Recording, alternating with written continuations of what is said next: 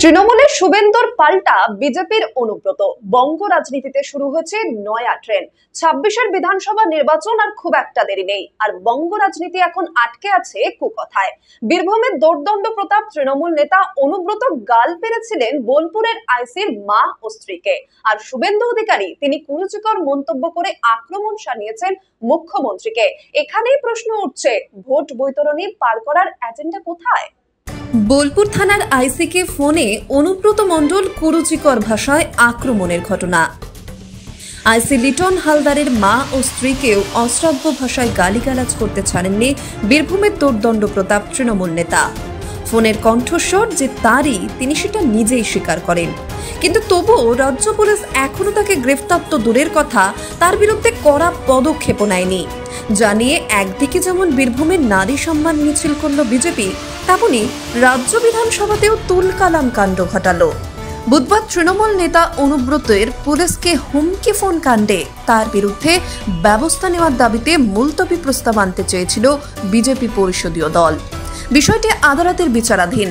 এই যুক্তি দিয়ে বিরোধীদের প্রস্তাব খারিজ করে দেন বিধানসভার স্পিকার বিমান বন্দ্যোপাধ্যায়, যার প্রেক্ষিতে বিধানসভার ভিতরেই শুরু হয় স্লোগান পাল্টা স্লোগান।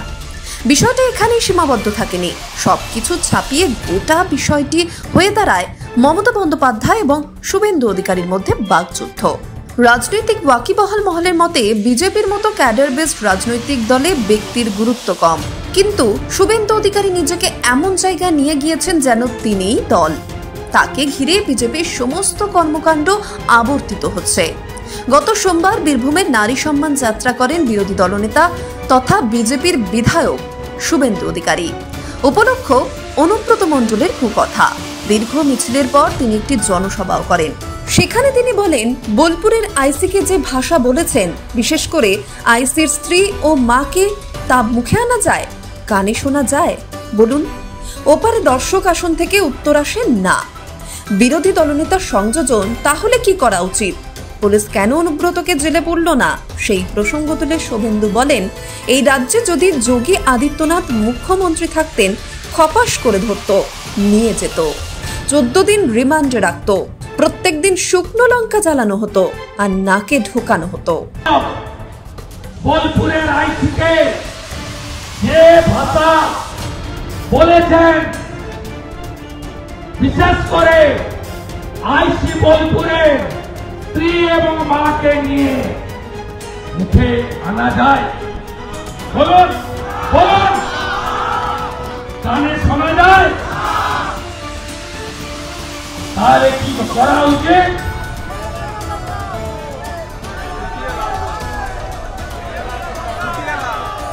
এই রাজ্যে যদি আজকে যোগী আদিত্যনাথ মুখ্যমন্ত্রী থাকত না,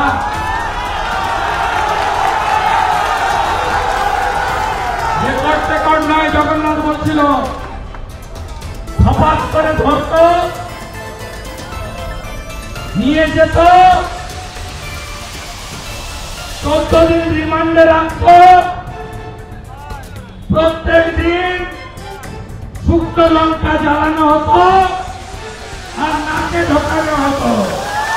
আসলে বিরোধী দলনেতা বোঝাতে চেয়েছেন, এই রাজ্যের পুলিশের মেরুদণ্ড কার্যত ভেঙে গিয়েছে।